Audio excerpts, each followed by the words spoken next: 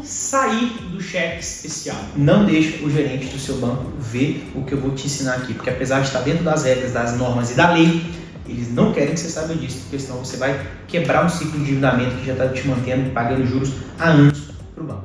Beleza? O passo número 1 para você sair definitivamente do cheque especial é o mais estranho de todos, é o mais contraintuitivo de todos, que é passo 1, parar de pagar o cheque especial. Mas André, como assim parar de pagar o cheque especial? Como que eu posso fazer isso? Por que eu posso fazer isso e por que isso resolve? O Banco Central é o fodão, é o banco dos bancos, que manda em todos os outros bancos, tá? Existe uma norma do Banco Central chamada de PDV, que é o Provisionamento de Devedores Duvidosos. Conforme o banco vai tendo inadimplência em alguma dívida, ele precisa provisionar o prejuízo daquela dívida. Por exemplo, você deve R$100 mil para o banco A. E depois de 30 dias que você já está inadimplente, o banco, além de não receber esses 100 mil, ele precisa pagar ainda mais 15% de 100 mil e depositar lá numa conta do Banco Central.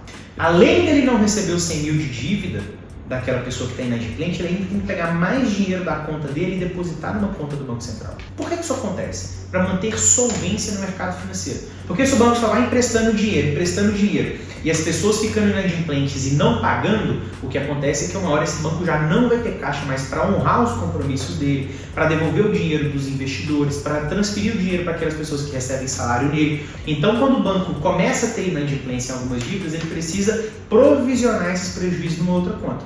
Então fica muito caro para o banco ter você inadimplente lá.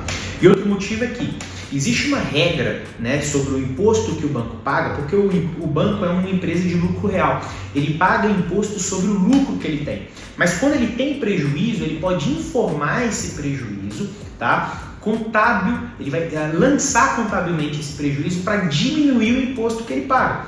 Ou seja, quando o banco assume que perdeu aquela dívida, que ele não vai conseguir mais receber de você, porque você parou de pagar já há algum tempo, ele pode assumir que já perdeu aquele prejuízo para economizar no quanto ele tem que pagar para imposto na Receita Federal. Então são dois motivos. Ele, economiza nos impostos quando você está inadimplente há muito tempo e ele já lança que tomou prejuízo naquela operação. E número 2, quanto mais tempo ele mantém aquela dívida inadimplente, mais dinheiro ele precisa ficar depositando numa conta do Banco Central. E aí ele deixa de receber 100, tem que depositar outro 100, ainda pagar imposto sobre isso, vai ficar muito mais caro. Não seria mais barato a gente fazer uma oferta para você quitar aquele 100 por 20 mil?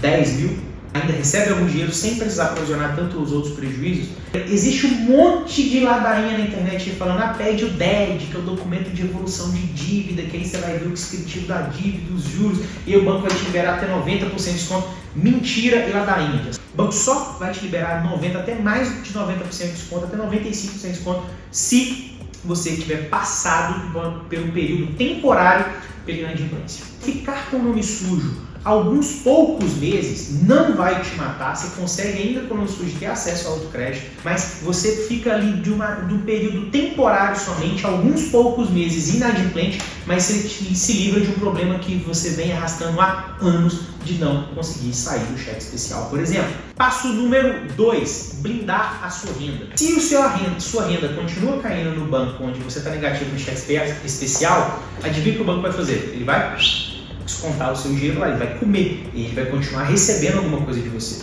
E enquanto o banco está recebendo e você está inadimplente, o que acontece? Não tem negociação vantajosa, porque o banco não é obrigado pelo Banco Central a provisionar nenhum tipo de prejuízo e vender a sua dívida por mixaria para uma empresa de cobrança para receber qualquer mixaria de você enquanto você estiver inadimplente. Estou te falando para dar calote temporariamente, tá? Você precisa urgentemente blindar a sua renda, que é qualquer dinheiro que cair naquele banco precisa ser transferido e portado para cair em outro banco. Tá? André, mas a minha empresa falou que só faz o meu pagamento lá no banco A. Não tem como transferir meu pagamento para o banco B. Não tem problema, porque por lei você tem o direito de receber no banco que você quiser. Então seu dinheiro vai somente passar por uma conta contábil, que não é a sua conta corrente que está negativa no cheque especial, ele vai somente passar pelo banco A e vai ser enviado imediatamente para o banco B e ele vai ser disponibilizado lá no banco B para você receber. Então o primeiro passo é descadastra Pix, tira tudo, cancela qualquer tipo de dinheiro que poderia entrar nesse banco que você está negativo, senão o banco não vai provisionar esse prejuízo e não vai te oferecer os descontos para você se livrar dessa dívida por uma fração do que ele estava te cobrando antes. Passo número 3, planejamento orçamentário. Não adianta você se livrar do cheque especial, se livrar de qualquer outro tipo de dívida, se você continua gastando mais do que você ganha. Anota no lado esquerdo do papel tudo que entrou na sua conta no último mês. E no lado direito do papel você vai anotar centavo por centavo do que saiu. Nota negativo, André, você está no cheque especial, está negativo, né? Agora você vai lá nas suas despesas, tudo que você pagou, e vai riscar o que é dívida bancária. Risca cartão de crédito, risca empréstimo, risca cheque especial. Mesmo que não existissem as dívidas bancárias. Se a gente fizer assim, ó, sumiu suas dívidas bancárias, só com suas despesas mensais, você ainda fica negativo ou no 0 a 0, não tem capacidade de guardar nem que seja 10, 15% do que você ganha, então significa que não adianta você sair das dívidas. Se eu fizer isso aqui, ó, estralar o dedo, suas dívidas sumirem, é questão de tempo até você estar endividado de novo. Sem uma reserva financeira não é questão de se você vai se endividar um dia, é questão de quando. Então, se você desaparece as suas dívidas e sua renda está no 0 a 0, está empatando, vai endividar. Então, por isso que este plano orçamentário, readequando de maneira estratégica, não é diminuir sua qualidade de vida não, tá? Mas através de inteligência financeira estratégica, organizar suas despesas para que elas caibam dentro ali das suas receitas e sobra minimamente algum dinheiro para você guardar e construir reserva, é a única maneira de manter saúde financeira, senão você vai se fuder com dívida de novo e daqui a pouco você está preso no cheque especial outra vez.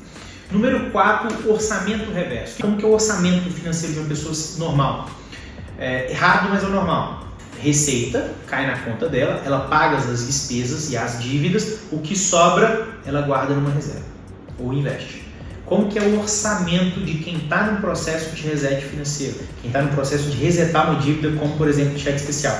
Ele precisa ser o contrário. Caiu a receita, vai aquele dinheiro que ia para as dívidas, ele vai para uma reserva, depois desse planejamento orçamentário, e só o que sobra é que eu vou pagar as minhas despesas, as minhas contas do mês. Não pode ser o contrário. Primeiro, o dinheiro é da sua construção de reserva. Por quê? Porque lá na frente você vai ter propostas do banco para quitar sua dívida de cheque especial por uma fração mínima do que você devia. Só que, se você não tiver a condição, mesmo que seja de pagar 2, 3, 5, 10% do que você devia, e você não tiver dinheiro para pagar isso, você não vai conseguir liquidar, não vai conseguir aproveitar o grande desconto do banco. Então, é muito importante o orçamento reverso como parte fundamental da estratégia para quebrar o seu ciclo de dívida do cheque especial. Número 5, negociação ativa. Você não vai esperar somente o banco te ligar todos os meses para negociar. Você vai entrar em contato com o banco pelo menos 2 vezes por mês, negociando a sua dívida. O que você vai falar com o banco?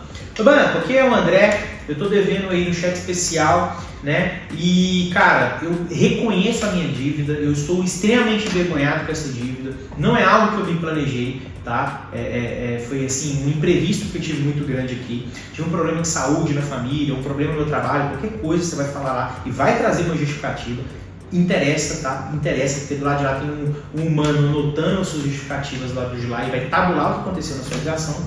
Você vai explicar que você teve um grande imprevisto, mas que você quer pagar. E aí você vai perguntar qual que é o valor atualizado da sua dívida, quanto que essa dívida está hoje e qual é o menor valor que você consegue fazer o pagamento à vista. E daqui a algum tempo você liga, dá 30, depois 25, depois 20. Por quê? Porque o banco já está tendo que provisionar lá no Banco Central. Então já vai oferecendo valores menores para se livrar daquilo de uma vez. Então você tem que ficar mensurando, ligando ativamente, fazendo proposta menor. O banco ofereceu 10, você oferece 8.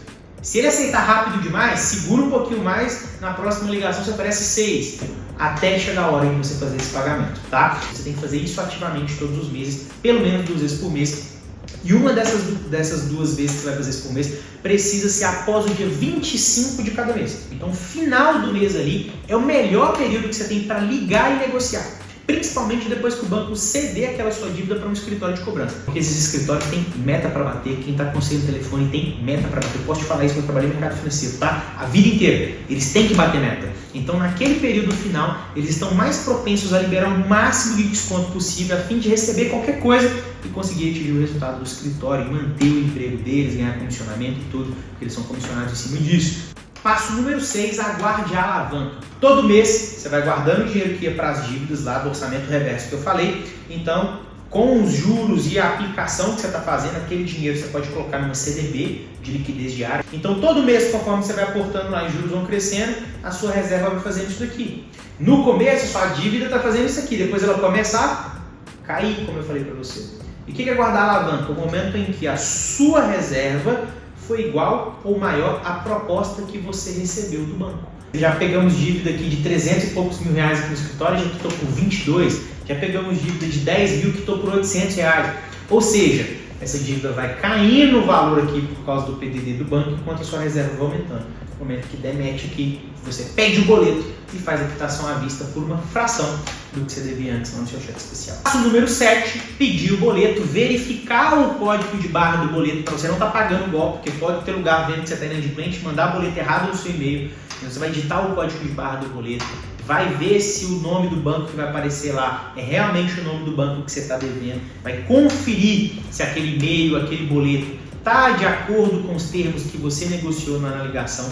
Antes de pagar, se estiver aparecendo o nome de uma pessoa física ou de qualquer outra empresa que não seja o nome do banco que você deve, não faça o pagamento.